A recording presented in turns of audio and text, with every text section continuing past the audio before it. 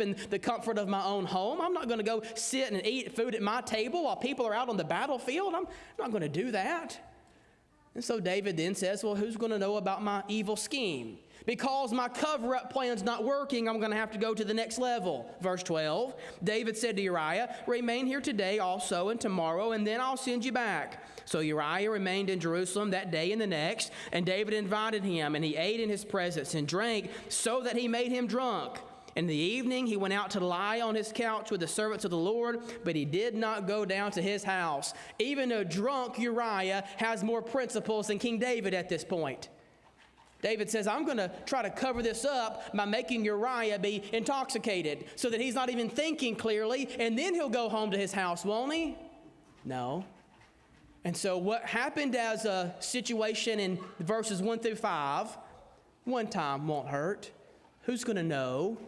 Turns all the way into, I'm going to have to commit murder to cover this up. Verse 14, Joab, and sent it by the hand of Uriah, and the left front man, and when people start coming to fight him, don't have his back. Y'all all flee and make him stay there. Make him die. What happened as a one time won't hurt, who's going to know, has escalated more and more and more and more. Because sin has a tendency of doing that. When I get involved in sin, sin always escalates in my life. But Uriah is killed in battle. If we keep reading chapter 11, David takes Bathsheba, moves her in with him, and becomes his wife and husband. And now he's thinking, I've covered it up. It took a long way to get here, but I've got it covered up. You know, what if David had just from the beginning, what if he had just said, you know what, I made a mistake. I'm human. I didn't do what I was supposed to do. I've made a mistake. If he had just come and sort of fessed up to that and admitted that he was flawed, a human like all of us are, if he would have just said, you know what, I made a mistake, think about all these other things that would have been avoided. Uriah would still be alive. All of these evil schemes and these plots wouldn't have ever taken place.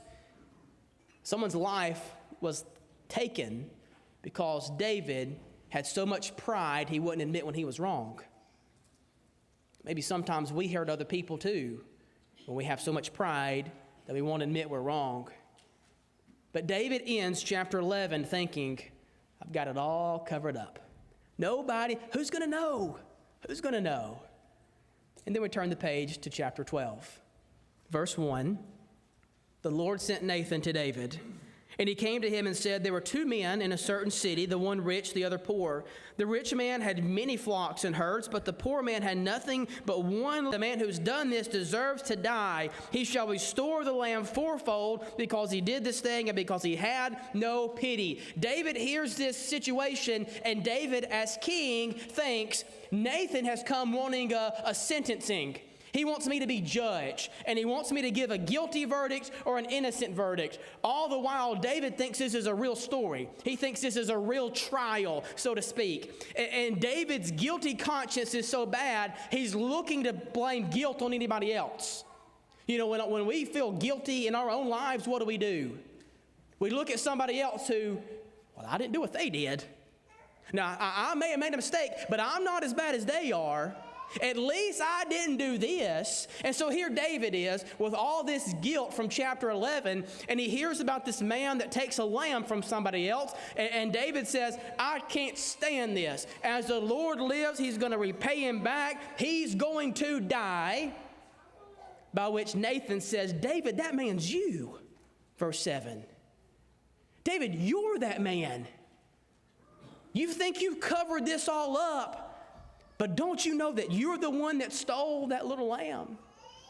You remember those scenarios we painted at the beginning about the men and the women that would cheat on their spouse and the person that would be willing to steal if they knew they wouldn't get caught? David's in that camp. I would commit adultery if I knew I wouldn't get caught. I would steal if I wouldn't get caught. But guess what? He got caught. Because it leads us to our truth of the observation this morning. Even if nobody knows, God knows. Even if nobody else knows, God knows. Even if it's something that I can cover up for my parents, or I can